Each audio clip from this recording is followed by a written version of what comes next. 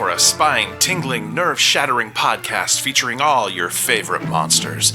You won't believe your ears when you listen to Monster Kid Radio. Hear your host, Derek M. Cook, and his ever-rotating stable of guests discuss your favorite classic, and sometimes not-so-classic monster movies. Subscribe to Monster Kid Radio through iTunes or Stitcher, or visit monsterkidradio.net before the next weekly episode of Monster Kid Radio. Go through the archives for interviews with Sarah Karloff, Victoria Price, and Joel Hodgson. Listen to discussions about movies like Creature from the Black Lagoon, Island of Terror, and King Kong. And don't forget convention coverage from Monster Bash and the H.P. Lovecraft Film Festival. Classic monsters, modern talk, and the head of Rondo Hatton, only on Monster Kid Radio! Black Clock Audio Tales is brought to you by BunnySlippers.com and Found Item Clothing. Check them out at BunnySlippers.com and Found Item Clothing.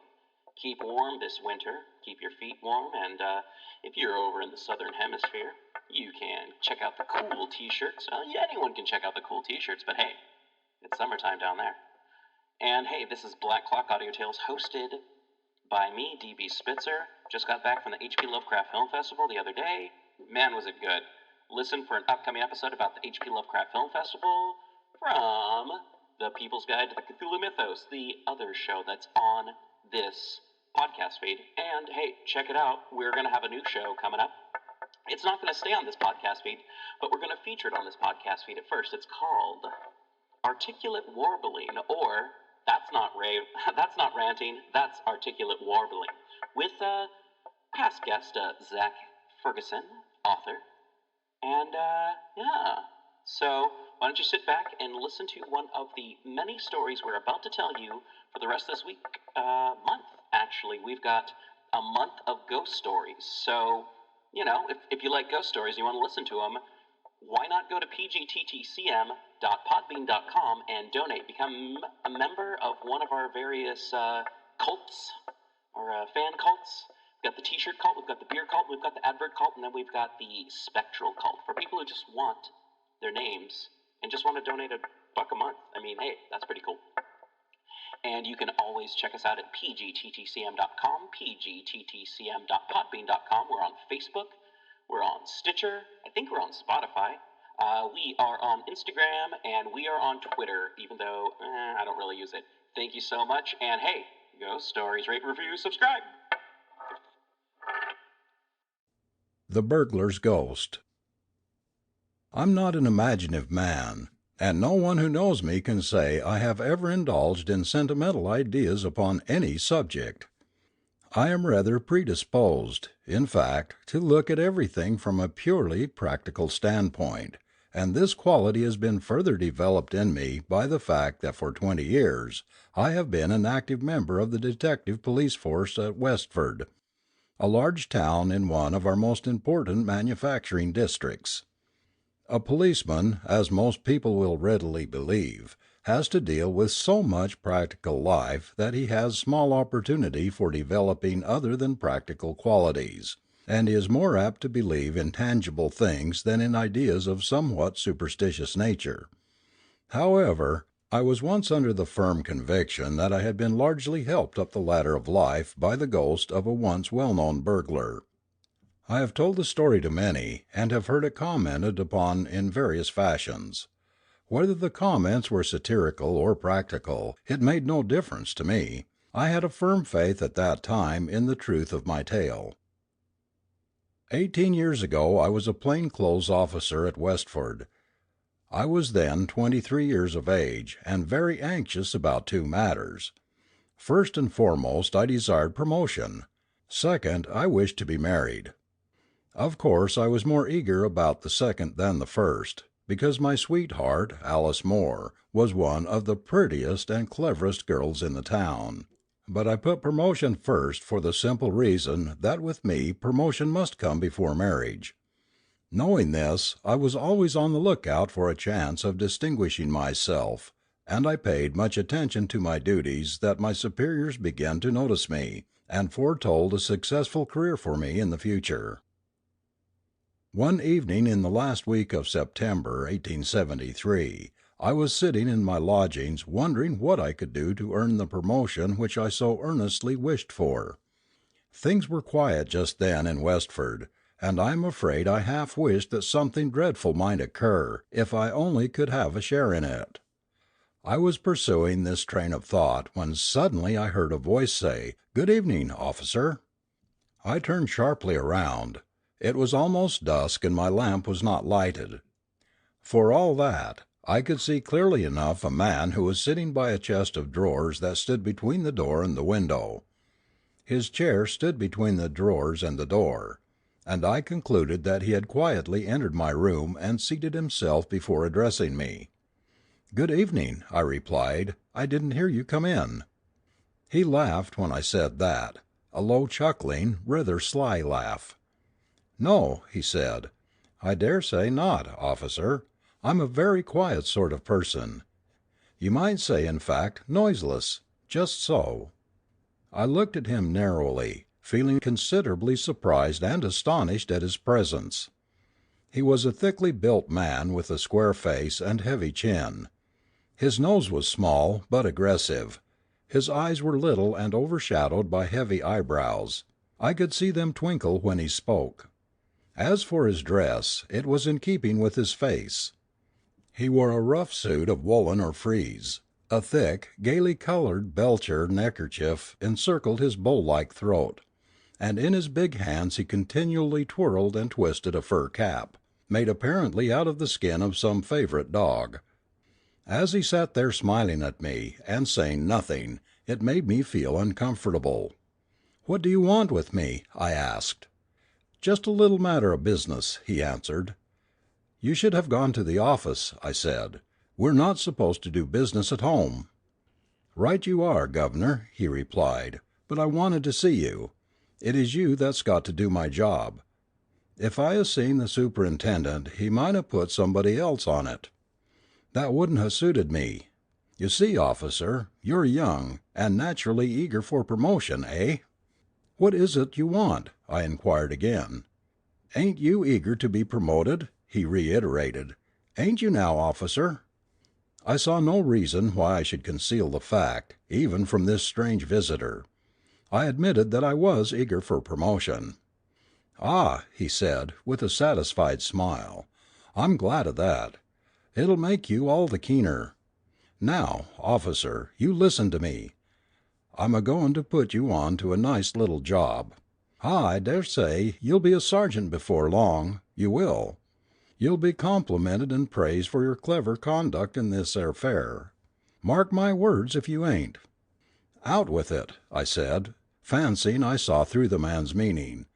"You're going to split on some of your pals, I suppose, and you want a reward." He shook his head. "A reward," he said, "wouldn't be no use to me at all. No, not if it was £1,000.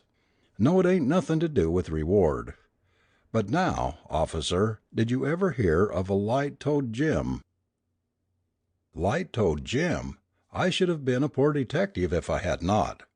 Why, the man under that sobriquet was one of the cleverest burglars and thieves in England, and had enjoyed such a famous career that his name was a household word. At that moment there was an additional interest attached to him. He had been convicted of burglary at the Northminster Assizes in 1871, and sentenced to 10 years' penal servitude.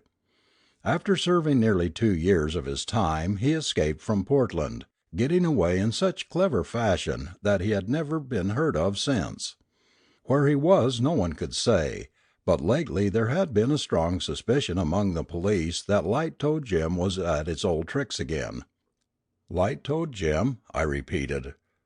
"I should think so. Why, what do you know about him?" He smiled and nodded his head. "Light-toed Jim," said he, "is in Westford at this 'ere identical moment. Listen to me, officer. Light-toed Jim is a-goin' to crack a crib to-night.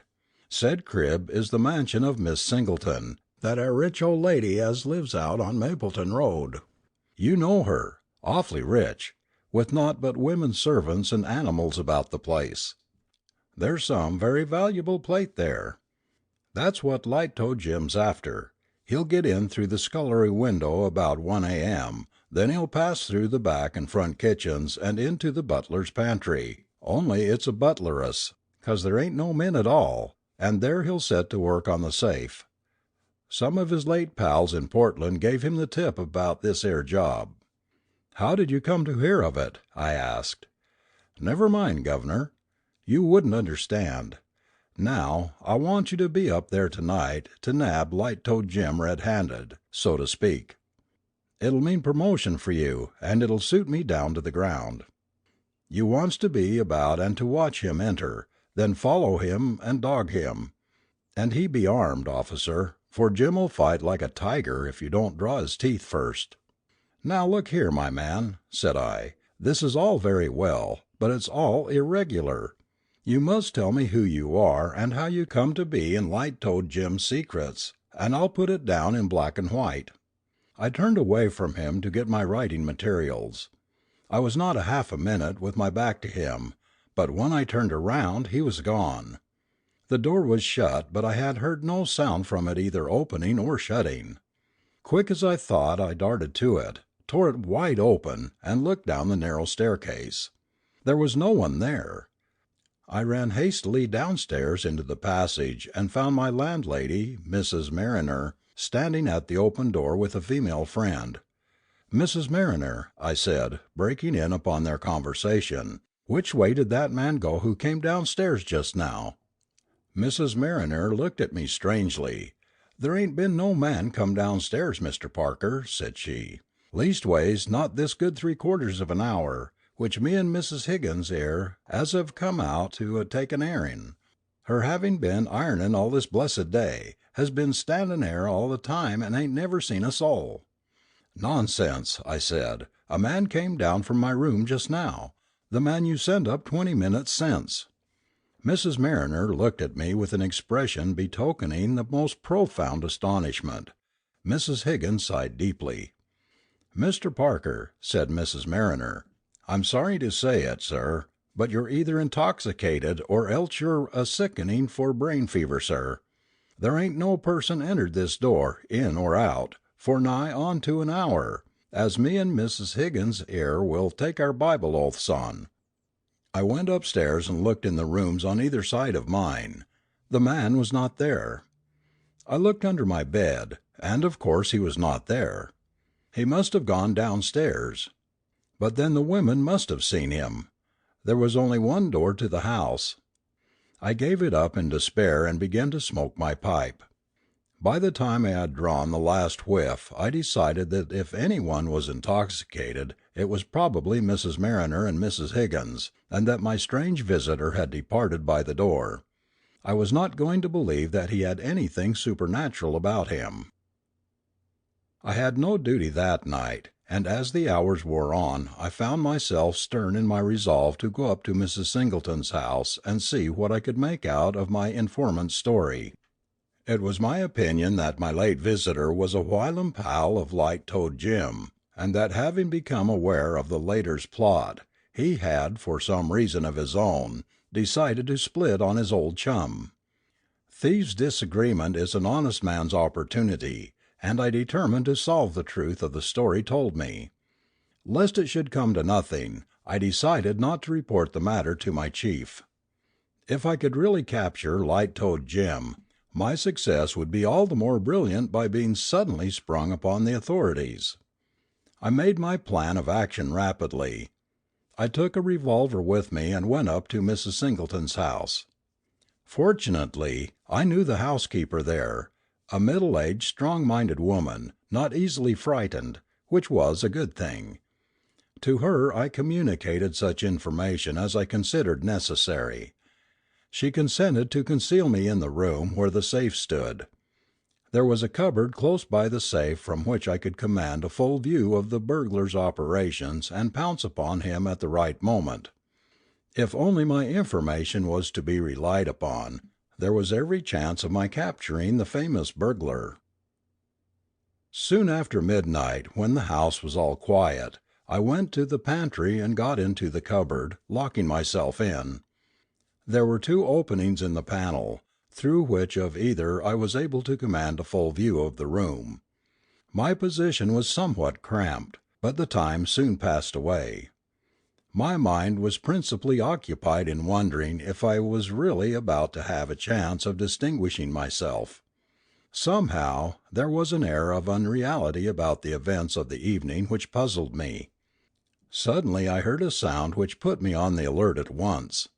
It was nothing more than the creaking of a board or opening of a door would make in a quiet house, but it sounded intensified to my expectant ears. I drew myself up against the door of the cupboard, and placed my eye to the opening of the panel. I had oiled the key of the door, and kept my fingers upon it in readiness to spring upon the burglar at the proper moment. After what seemed some time, I saw the gleam of light through the keyhole of the door opening into the pantry. Then it opened, and a man carrying a small lantern came gently into the room. At first I could see nothing of his face, but when my eyes grew accustomed to the hazy light, I saw that I had been rightly informed, and that the burglar was indeed no other than the famous Light-toed Jim. As I stood there watching him, I could not help admiring the cool fashion in which he went to work. He went over to the window and examined it. He tried the door of the cupboard in which I stood concealed. Then he locked the door of the pantry and turned his attention to the safe. He set his lamp on a chair before the lock and took from his pocket as neat and pretty a collection of tools as I ever saw. With these he went quietly and swiftly to work. Light-toed Jim was a somewhat slimly built fellow, with little muscular development about him, while I am a big man with plenty of bone and sinew. If matters had come to a fight between us, I could have done what I pleased with him, but I knew that Jim would not chance a fight. Somewhere about him I felt sure there was a revolver, which he would use on the least provocation. My plan, therefore, was to wait until his back was bent over the lock of the safe, then to open the cupboard door noiselessly, and fall bodily upon him, pinning him to the ground beneath me. Before long the moment came. He was working away steadily at the lock, his whole attention concentrated on the job. The slight noise of his drill was sufficient to drown the faint click of the key in the cupboard door. I turned it quickly and tumbled right upon him, driving the tool out of his hands and tumbling him into a heap at the front of the safe. He uttered an exclamation of rage and astonishment as he went down, and immediately began to wriggle under me like an eel. As I kept him down with one hand, I tried to pull out the handcuffs with the other. This somewhat embarrassed me, and the burglar profited by it to pull out a sharp knife. He had worked himself around on his back, and before I realized what he was after, he was hacking furiously at me with his keen, dagger-like blade. Then I realized that we were going to have a fight for it, and prepared myself.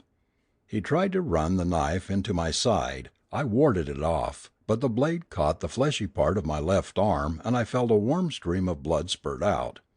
That maddened me, and I seized one of the steel drills laying near at hand, and hit my man with such a blow over the temple that he collapsed at once, and lay as if dead. I put the handcuffs on him instantly, and, to make matters still more certain, I secured his ankles. Then I rose and looked at my arm. The knife had made a nasty gash, and the blood was flowing freely, but it was not serious, and when the housekeeper, who had just then appeared on the scene, had bandaged it, I went out and secured the help of the first policeman I met in conveying Light-toed Jim to the office. I felt a proud man when I made my report to the inspector. "Light-toed Jim," said he. "What, James Bland? Nonsense, Parker." But I took him to the cells where Jim was being attended to by the doctor. "You're right, Parker," he said. "That's the man. Well, this'll be a fine thing for you."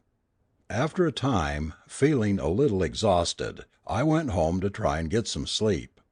The surgeon had attended to my arm, and told me it was but a superficial wound. It felt sore in spite of that. I had no sooner reached my lodgings than I saw sitting in my easy chair the strange man who had called upon me earlier in the evening. He rose to his feet when I entered. I stared at him in utter astonishment. "Well, Governor," said he, "I see you've done it. You've got him square and fair, I reckon." "Yes," I said.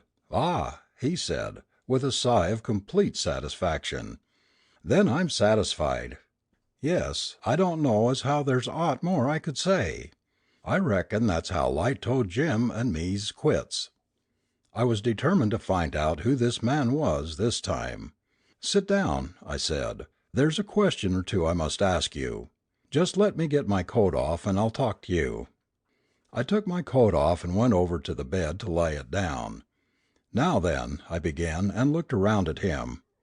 I said no more, being literally dumbstruck. The man was gone! I began to feel uncomfortable. I ran hastily downstairs, only to find the outer door locked and bolted, as I had left it a few minutes before. I went back, utterly nonplussed. For an hour I pondered the matter over, but could neither make head nor tail of it. When I went down to the office next morning, I was informed that the burglar wanted to see me. I went to his cell, where he was lying in bed with his head bandaged. I had hit him pretty hard, as it turned out, and it was probable he would have to lie on the sick list for some days. "Well, Governor," said he, "you'd the best of me last night. You hit me rather hard that time." "I was sorry to have to do it, my man," I answered. "You would have stabbed me if you could." "Yes," he said, "I should. But I say, Governor, come a bit closer. I want to ask you a question. How did you know I was on that little job last night? For s'help me, there wasn't a soul knew a breath about it but myself. I hadn't no pals, never talked to nobody about it, never thought aloud about it, as I knows on. How came you to spot it, Governor?" There was no one else in the cell with us, and I thought I might find out something about my mysterious visitor of the night before. "It was a pal of yours who gave me the information," I said. "Can't be, Governor. No use tellin' me that. I ain't got no pals. Leastways, not in this job. Did you ever know a man like this?" I described my visitor. As I proceeded, Light toed Jim's face assumed an expression of real terror. Whatever colour was in it faded away. I never saw a man look more thoroughly frightened. "Yes, yes," he said eagerly, "in course I know who it is. Why, that's Barksey Bill, as I'd pal with at one time. And what did he say, Governor? That he owed me a grudge? That we was quits at last?" "Right you are, 'cause he did owe me a grudge. I treated Bill very shabby indeed, and he swore solemn he'd have his revenge. On ye, Governor, what you see wasn't Barksey Bill at all, but his ghost, 'cause Barksey Bill's been dead and buried this 3 year." I was naturally very much exercised in my mind over this weird development of the affair, and I used to think about it long after Light toed Jim had once more retired into the seclusion of Portland. While he was in charge at Westford, I tried more than once to worm some more information out of him about the defunct Barksey Bill, but with no success. He would say no more than that Bill was dead and buried this 3 year, and with that I had to be content. Gradually I came to have a firm belief that I had indeed been visited by Barksey Bill's ghost, and I often told the story to brother officers, and sometimes got well laughed at. That, however, mattered little to me. I felt sure that any man who had gone through the same experience would have had the same beliefs. Of course I got my promotion and was soon afterward married. Things went well with me, and I was lifted from one step to another.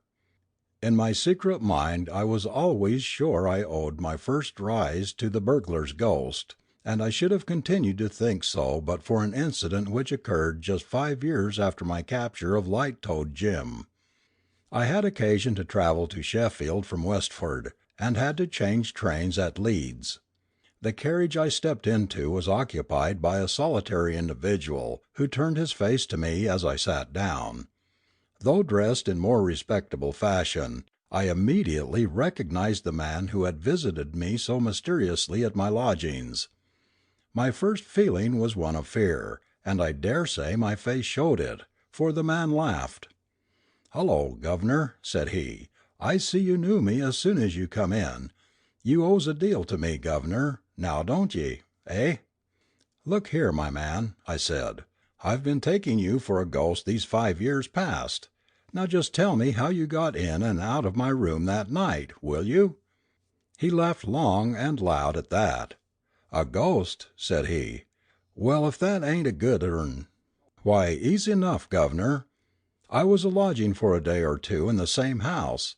It was easy enough, when you know how, to open a door very quiet and slip out, too. But I followed you sharp, and looked for you." "Ay, Governor, but you looked down, and I'd gone up." "You should 'a' come up to the attics, and there you'd 'a' found me." "So you took me for a ghost. Well, I'm blowed." I told him what Light toed Jim had said in the cell.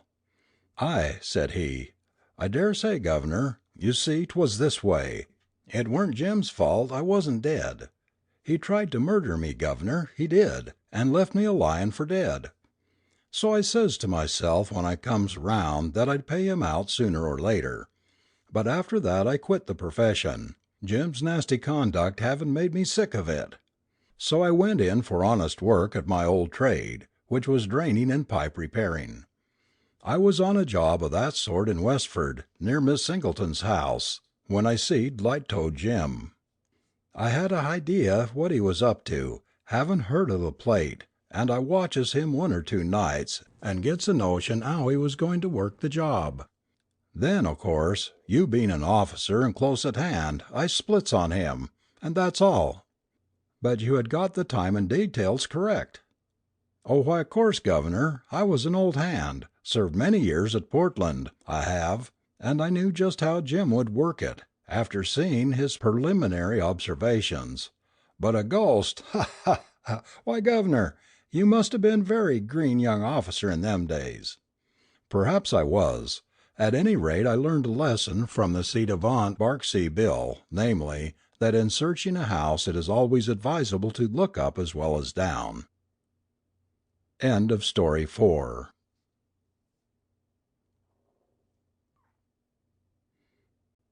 A Phantom Toe. I'm not a superstitious man, far from it, but despite all my efforts to the contrary, I could not help thinking, directly I had taken a survey of my chamber, that I should never quit it without going through a strange adventure. There was something in its immense size, heaviness and gloom that seemed to annihilate at one blow all my resolute skepticism as regards supernatural visitations. It appeared to me totally impossible to go into that room and disbelieve in ghosts.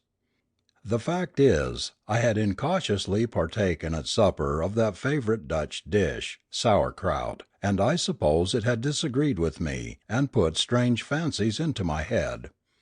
But this be as it may, I only know that after parting with my friend for the night, I gradually worked myself up into such a state of fidgetness that at last I wasn't sure whether I had become a ghost myself. Supposing, ruminated I, supposing the landlord himself should be a practical robber, and should have taken the lock and bolt from off this door for the purpose of entering here in the dead of night, abstracting all my property, and perhaps murdering me. I thought the dog had a very cut-throat air about him.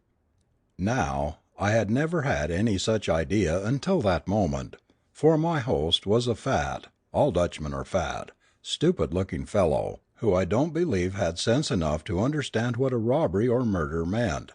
But somehow or other, whenever we have anything really to annoy us, and certainly it was not pleasant to go to bed in a strange place without being able to fasten one's door, we are sure to aggravate it by myriads of chimeras of our own brain. So, on the present occasion, in the midst of 1,000 disagreeable reveries, some of the most wild absurdity, I jumped very gloomily into bed, having first put out my candle, for total darkness is far preferable to its flickering, ghostly light, which transformed rather than revealed objects, and soon fell asleep, perfectly tired out with my day's writing. How long I lay asleep I don't know, but I suddenly awoke from a disagreeable dream of cutthroats, ghosts, and long winding passages in a haunted inn. An indescribable feeling such as I never before experienced hung upon me. It seemed as if every nerve in my body had 100 spirits tickling it, and this was accompanied by so great a heat that inwardly, cursing mine's host sauerkraut and wondering how the Dutchman could endure such a poison, I was forced to sit up in bed to cool myself. The whole of the room was profoundly dark, excepting at one place, where the moonlight, falling through a crevice in the shutters, threw a straight line about an inch or so thick upon the floor, clear, sharp, and intensely brilliant against the darkness. I leave you to conceive my horror when, upon looking at this said line of light, I saw there a naked human toe, nothing more. For the first instant I thought the vision must be some effect of moonlight, then that I was only half awake and could not distinctly see. So I rubbed my eyes 2 or 3 times and looked again. Still there was the accursed thing, plain, distinct, immovable, marble-like in its fixedness and rigidity, but in everything else horribly human. I am not an easily frightened man. No one who has travelled so much and seen so much has been exposed to so many dangers as I can be, but there was something so mysterious and unusual in the appearance of this single toe, that for a short time I could not think what to be at. So I did nothing but stare at it in a state of utter bewilderment. At length, however, as the toe did not vanish under my steady gaze, I thought I might as well change my tactics, and remembering that all midnight invaders, be they thieves, ghosts, or devils, dislike nothing so much as a good noise, I shouted out in a loud voice, "Who's there?" The toe immediately disappeared in the darkness. Almost simultaneously with my words I leapt out of bed and rushed towards the place where I had beheld the strange appearance. The next instant I ran against something and felt an iron grip round my body. After this I have no distinct recollection of what occurred, excepting that a fearful struggle ensued between me and my unseen opponent; that every now and then we were violently hurled to the floor, from which we always rose again in an instant, locked in a deadly embrace; that we tugged and strained and pulled and pushed, I in the convulsive and frantic energy of a fight for life, he, for by this time I had discovered that the intruder was a human being, actuated by some passion of which I was ignorant; that we whirled round and round, cheek to cheek and arm to arm, in fierce contest, till the room appeared to whiz round us, and that at least a dozen people, my fellow traveller among them, roused, I suppose, by our repeated falls, came pouring into the room with lights and showed me struggling with a man having nothing on but a shirt, whose long tangled hair and wild, unsettled eyes told me he was insane. And then, for the first time, I became aware that I had received in the conflict several gashes from a knife, which my opponent still held in his hand. To conclude my story in a few words, for I dare say all of you by this time are getting very tired, it turned out that my midnight visitor was a madman who was being conveyed to a lunatic asylum at the Hague, and that he and his keeper had been obliged to stop at Delft on their way. The poor fellow had contrived during the night to escape from his keeper, who had carelessly forgotten to lock the door of his chamber, and with that irresistible desire to shed blood particular to so many insane people had possessed himself of a pocket knife belonging to the man who had charge of him, entered my room, which was most likely the only one in the house, unfastened, and was probably meditating the fatal stroke when I saw his toe in the moonlight, the rest of his body being hidden in the shade. After this terrible freak of his he was watched with much greater strictness, but I ought to observe, as some excuse for the keeper's negligence, that this was the first act of violence he had ever attempted. End of Story 5